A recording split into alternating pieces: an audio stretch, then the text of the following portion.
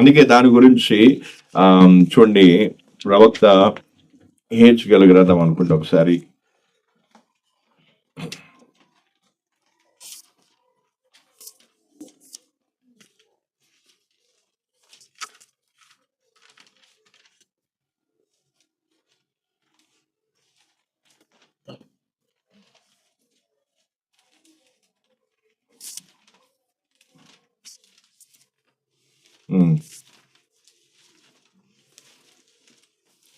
హెచ్కేల గ్రంథము 36 నుంచి. హెచ్కేల గ్రంథము 36వ అధ్యాయము 26వ వచనం నుండి. నూతన హృదయము మీకిచ్చెదను, నూతన స్వభావము మీకు కలుగజేసేదను. రాతి గుండె మీలో నుండి తీసివేసి మాంసపు గుండెను మీకిచ్చేదను.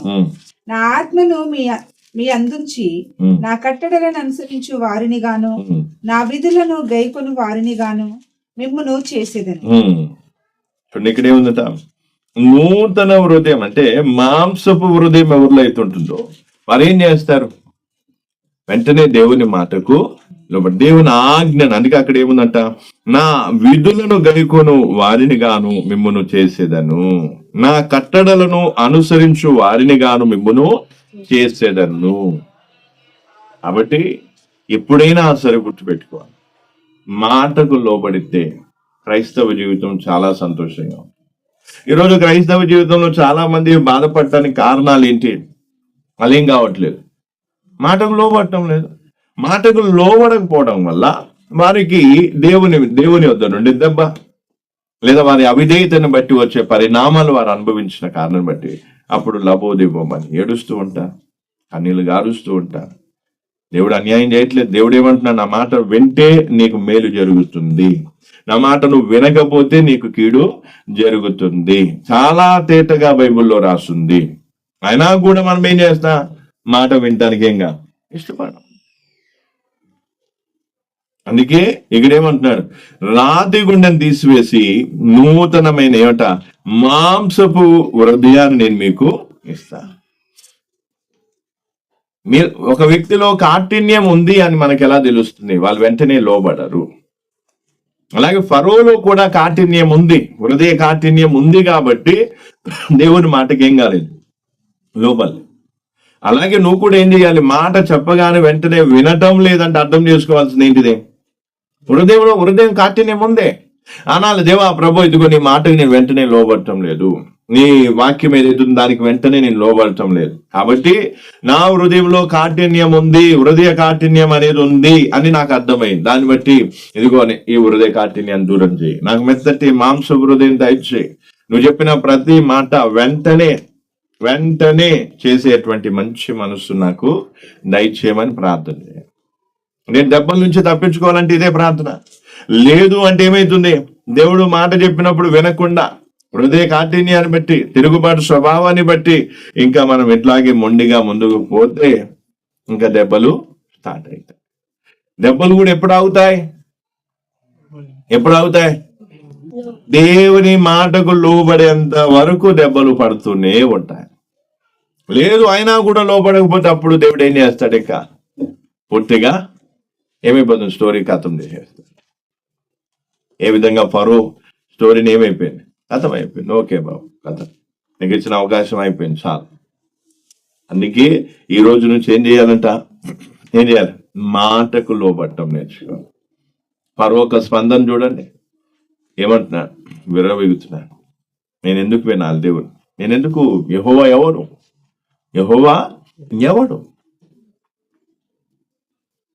అనా? యెహోవా అనే పదానికి అర్థం ఏంటి చెప్పండి?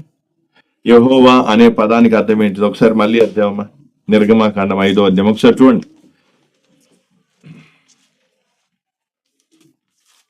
యెహోవా అనే పదానికి అర్థం ఏంటిది? 5వ అధ్యాయం 1 నుంచి చూడండి. అక్కడ ఏమంటున్నాను, ఫరోతో మోషే మాట్లాడే విధానం మనం చూస్తున్నాం. తర్వాత ఫరో మాట్లాడే విధానం నిర్గమకాండం 5:1 తరువాత మోషే అహరోనులు వచ్చి ఫరోను చూచి ఇశ్రాయేలీయుల దేవుడైన యెహోవా ఇశ్రాయేలీయుల దేవుడైన యెహోవా అరణ్యంలో నాకు ఉత్సవము చేయుటకు నా జనమును పోనిమ్మని ఆజ్ఞాపించుచున్నాడనిరి. ఫరో నేను అతని మాట విని ఇశ్రాయేలీయులను పోనిచ్చుటకు యెహోవా ఎవడు? యెహోవా ఎవడు? యెహోవా ఎవడు? Who is the lord? నేను యెహోవాను ఎరుగను. నేను యెహోవాను ఎరుగను. ఇశ్రాయేలీయులను పోనీయనని. Neither I will let Israel go. అంటే ఇక్కడ ఏముందట? నేను యెహోవా ఎవడు? నేను యెహోవాను ఎరగను, నేను ఇజ్రాయేలీయులను పోనీయను. అర్థమవుతుందా? చూడండి, స్పందన చూడండి ఎట్లా ఉందో. దేవుడు ఏమంటున్నాడు? మోషే అహరోనులు వచ్చి ఏమంటున్నా? యెహోవా సెలవిస్తున్నాడు.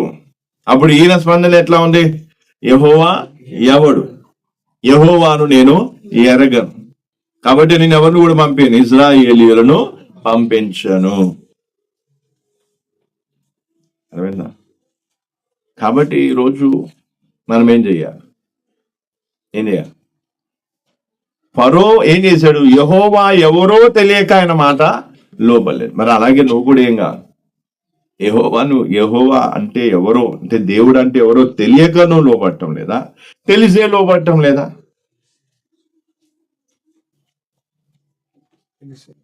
చెప్పండి, మంచిగా అర్థం చేసుకో. తీవ్రత చూడండి.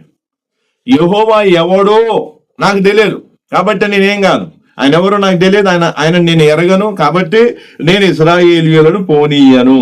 ఓకే, ఎందుకంటే యెహోవా గొప్పతనం ఏంటో ఆయనకు తెలియదు. యెహోవా యొక్క అద్భుత కార్యాలు లేదా యెహోవా అంటే ఏంటో ఫరోకు తెలియక అవిధేయత చూపించాడు.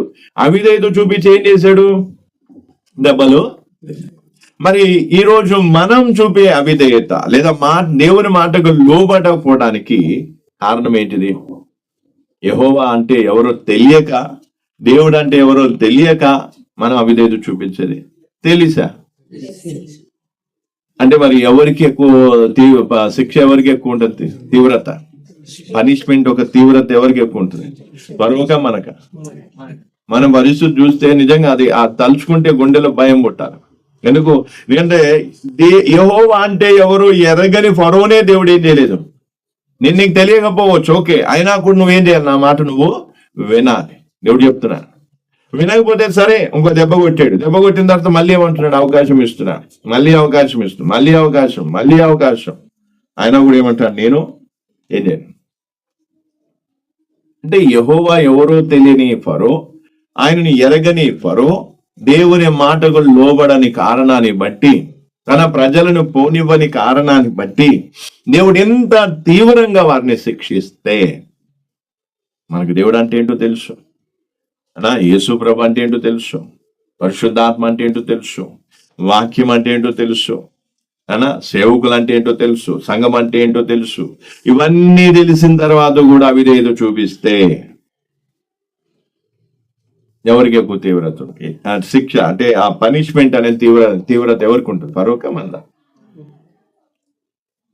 అందుకే ఈరోజు జీవితంలో ఏం లేదు ఆనందం, సంతోషంగా, జీవితంలో ఏం లేదు నెమ్మది. ఎందుకంటే ఏం కావట్లేదు? విధేయతలో వచ్చే ఆనందం ఎంతో గొప్పది. నువ్వు దేవునికి లోబడి చూడవు, ఎంతో ఆనందంగా ఉంటావు, సంతోషంగా ఉంటావు. నువ్వు దేవునికి లోబడకుండా దేవునికి తిరగబడి చూడు, నీకు అన్నీ ఉన్నా సరే నీకు నెమ్మది ఉండదు. అవిధేయత ఎప్పుడు కూడా ఏం తీసుకొస్తుంది? ఒక నిరాశను, దుఃఖమును, భయమును తీసుకొస్తుంది. అందుకే ఇక్కడ అర్థం చేసుకోవాల్సింది ఏంటి? చూడండి ఎంత విపరీతంగా హూ ఇస్ ద లార్డ్ అంటే యెహోవా ఎవడు? నేను ఆయనను ఎరగను, కాబట్టి నేను ప్రజల్ని పంపాను. అలా కూడా దేవుడు ఏం చేశాడు? దెబ్బ కొట్టాడు. కాబట్టి ప్రియులారు, ఈరోజు మనం అర్థం చేసుకోవాల్సింది ఏంటి? ఏం అర్థం చేసుకోవాలి? అవిధేయతకు పరిణామం ఎట్లా ఉంది? అవిధేయతకు పరిణామం ఎట్లా ఉంటుంది? తీవ్రంగా ఉంటుందా, తక్కువ ఎక్కువ ఉంటుందా, తక్కువ ఉంటుందా? దేవుడు ఏళ్ళ నుంచి దేవుడు అంటే ఏంటో నీకు తెలియజేశాడు, నీకు నీ పిల్లలకి తెలియజేశాడు, నీకు నీ భర్తకి తెలియజేశాడు. దేవుడు అంటే ఏంటో నువ్వు అంటానికి ఫరో లాగా నువ్వు అంటానికి లేదు, దేవుడు ఎవరో నాకు తెలియదు, దేవుని మాట వినటానికి నేను దేవుడు ఎవరు నాకు తెలియదు అని అంటానికి ఏం లేదు, అవకాశం లేదు. దేవుడు అంటే ఏంటో దేవుడు ఏళ్ల తరబడి నుంచి నీకు తెలియజేసి, నేను దేవుడను, నేను యెహోవాను, నేను ప్రభువుని, నేను యేసుక్రీస్తు, నేను ఫలానా అని తన స్వభావాన్ని, తన యొక్క గొప్పతనాన్ని చాటి చెప్పుకున్నప్పుడు మనం ఏం చేయాలి? ఆయన్ని ఎరిగిన వారమైతే మనం ఏం చేస్తాం? చెప్పండి. ఆయన ఎరిగిన వారమైతే మనం ఏం చేస్తాం? మన మాటకు లోపడతాం. మాటకు లోపడితే క్రైస్తవ్యం చాలా సంతోషంగా ఉంటుంది. మాటకు లోబడకపోతేనే క్రైస్తవ్యం చాలా కఠినంగా ఉంటుంది. అలాగే దేవుని వాక్యం ఏమని చెప్తుంది? ఇగో ఈ వాక్యం ఇలా చెప్తుంది, ఆ వాక్య ప్రకారం నువ్వు జీవించు, నీకు ఎల్లప్పుడూ 24 గంటల ఆనందం, సంతృష్టి, ఆనందం, సంతోషం. శరీర పరంగా ఎన్ని కష్టాలు నష్టాలు ఉన్నా సరే నీలో ఆనందం, సంతోషం అనేది ఎల్లప్పుడూ ఉంటుంది. ఒక తృప్తి ఉంటుంది, ఒక అతిశయం ఉంటుంది ప్రభువుని బట్టి. అందుకే ప్రియులారు, ఈ రోజు నుంచి ఏం చేయాలి? యెహోవా అంటే ఎవరు మనకు తెలుసా, తెలీదా? ఇప్పుడు మరి తెలిసి కూడా మనం దేవుని మాటకు లోబడకపోతే మరి ఫరో కంటే ఎక్కువగా మనం ఏమైందా? ఇప్పుడు ఉదాహరణకి ఒక మాట, మనం నరకానికే పోయాం ఉదాహరణకి, మనం అనలేంలే, మనం అంటే నాకు ఆ మాట అనటానికి ఇష్టం లేదనుకో, ఎవరైనా ఒకరు మన నరకానికి పోయారు, ఈ వ్యక్తి నరకానికి పోయాడు అనుకున్నారు. ఈ వ్యక్తి నరకానికి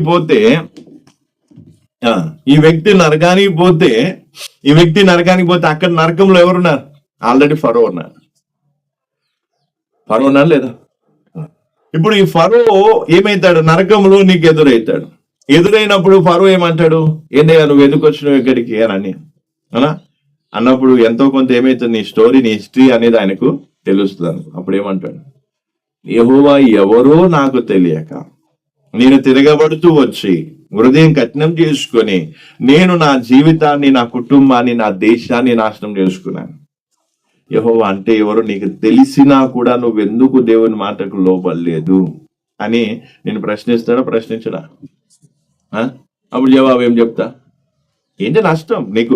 దేవుని మాటకు లోబడితే మేలే అని వాక్యం చెప్పినప్పుడు, లాభమే అని వాక్యం చెప్పినప్పుడు, ఆ మాటకు లోబడకుండా నువ్వు తిరుగుబాటు చేస్తూ నువ్వు సంపాదించింది ఏంటి? నేను యెహోవా ఎవరో నాకు తెలియదు, అబ్రహాం, ఇస్సాక్, యాకూబు దేవుడు ఎవరో నాకు తెలియదు, అయినా కూడా నేనేమయ్యాను? నాకు తెలియని కారణాన్ని బట్టి ఆల్రెడీ దేవుడు దెబ్బ కొట్టినా కూడా నేను గర్వంతో నేనేం చేయలేదు, ఆయన మాటకు వెంటనే లోబడలే. చివరికి 10 తెగుళ్ళ తర్వాత కూడా నేను లోబడినా మళ్ళీ పోయి అదే ప్రజలు తెచ్చుకుందామని ఏం చేసిన? ఎందుకు? దేవుని గొప్పతనం ఏంటో నేను ఇంకా. కానీ ఎప్పుడైతే ఎర్ర సముద్రంలో మునిగి చస్తూ ఉంటే అప్పుడు నాకు అర్థమైంది దేవుడు అంటే ఏంటో. కానీ అప్పటికే నాకు ఇచ్చిన అవకాశం ఏమైపోయింది? అయిపోయింది.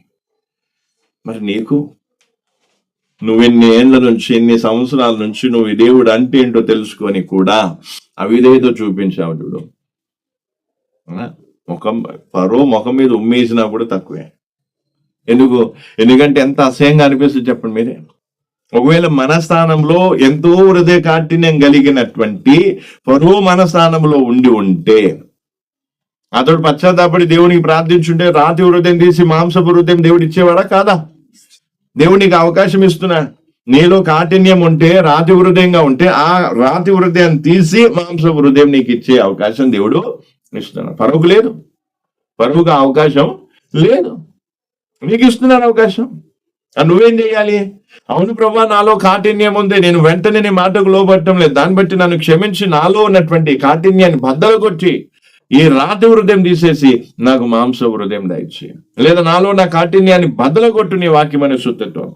అట్లా మనం ప్రార్థిస్తూ ఆ కాఠిన్యాన్ని విడిచిపెట్టి మెత్తటి మాంస హృదయం కలిగి దేవుని వాక్యానికి ఏం కావాలి? లోబడాలి. అని అట్లా కాకుండా మనం ఏం చేస్తా?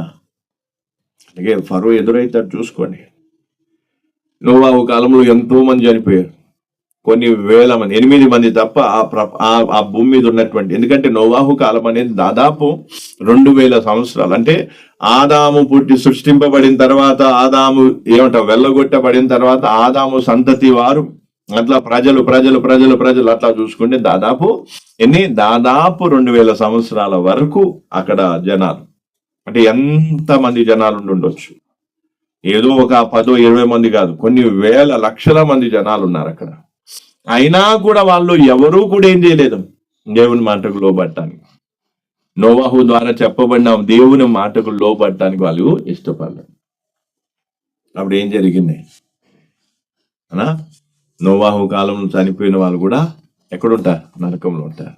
వాళ్ళు అంటారు, ఇదిగో మాకు నోవాహు చెప్తూ ఉంటే మాకు అర్థం కాలేదు, దేవుడు అంటే ఏంటో మాకు తెలియలేదు, మేము పట్టించుకోలేదు, దేవుని గురించిన విషయాలు మాకు తెలియలేదు, ఎవరు చెప్పను లేదు. నోవాహు అకస్మాత్తుగా వచ్చి మాకు చెప్తూ ఉంటే మేము ఏదో హేళన చేశాం, హాస్యం, ఒక మజాక్ అనుకున్నాం. కానీ ఎప్పుడైతే పైనుంచి కింద నుంచి నీళ్ళ ఊటలు, పైనుంచి పెద్ద పెద్ద చెనుకులు పడుతూ ఉంటే అప్పుడు నాకు అర్థమైంది నోవాహు ఏ దేవుని గురించి చెప్పాడు, ఎంత గొప్ప దేవుని గురించి చెప్పాడు. అప్పుడు ఎంత కేకలేసేం లాభం లేదు. అంటే ఇలాంటి వాళ్ళు నరకంలో ఎంతో మంది నీకు ఎదురయ్యి ఏడుస్తూ వాళ్ళ బాధలు చెప్పుకున్నా ఏం ప్రయోజనం? నువ్వు అక్కడే ఉండే, వాళ్ళు అక్కడే ఉండే. అందుకే ప్రియులారు ఈరోజు చాలా మంది ఏం చేస్తారు, లోబట్టడానికి ఏం కాదు. నేను ప్రార్థనకు వస్తున్నాను కదా, దేవుడు నన్ను ఏమనడు అనుకోవద్దు. ప్రార్థనకి రాని ఫరోని దేవుడు విడిచిపెట్టలేదు, ప్రార్థనకు వచ్చే వారిని వదిలిపెడతాడా? ఎందుకంటే ప్రార్థనకి రాలేదు ఫరో. దేవుని మాటకు లోబడిన కారణాన్ని బట్టి దేవుడు దెబ్బ కొట్టినప్పుడు, మాటకు లోబడిన కారణాన్ని బట్టి భయంకరమైన పరిస్థితి వచ్చినప్పుడు, మరి ప్రార్థనకు వస్తూ కూడా దేవుని మాటకు లోబడకపోతే దేవుడు ఏం చేస్తాడు? దెబ్బ కొడతాడు లేదా? వద్దు మాకు ఈ దేవుడు వద్దు అన్న. అందుకే కొంతమంది ఇప్పుడు వదిలిపెట్టి వెళ్ళిపోతున్నారు. ఎందుకు? వాళ్ళు చేసే అవిధేయతను బట్టి, వాళ్ళు చూపే పాపపు పనులను బట్టి. ఎందుకు వాళ్ళు అవిధేయత చూపిస్తున్నారు? దేవుడు వాళ్ళని ఏం చేయట్లేదు, మెచ్చట్లేదు, దేవుడు వాళ్ళకి దూరం అయిపోతున్నాడు, దేవుడు దెబ్బ కొడుతున్నాడు. అది వాళ్ళకి నచ్చటం లేదు.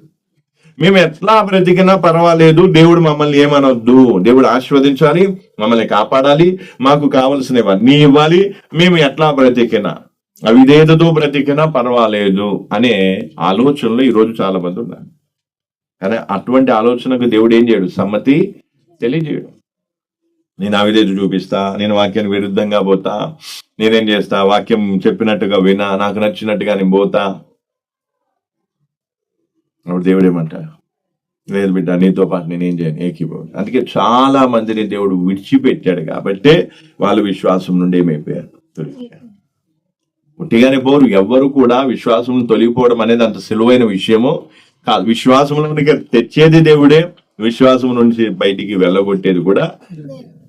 అందుకే ఈరోజు మనం ఎటువంటి మనస్తత్వం కలిగి ఉన్నా, లోబడే మనసున్నా, దేవుని మాటకు, దేవుని ఆత్మ ప్రేరేపణకు లోబడే మనసున్నా, ఆ లోబడే తత్వం ఏది?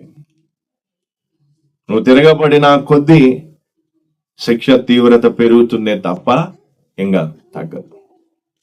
దేవుడు మినహాయించడానికి మనం ఎవరం చెప్పండి?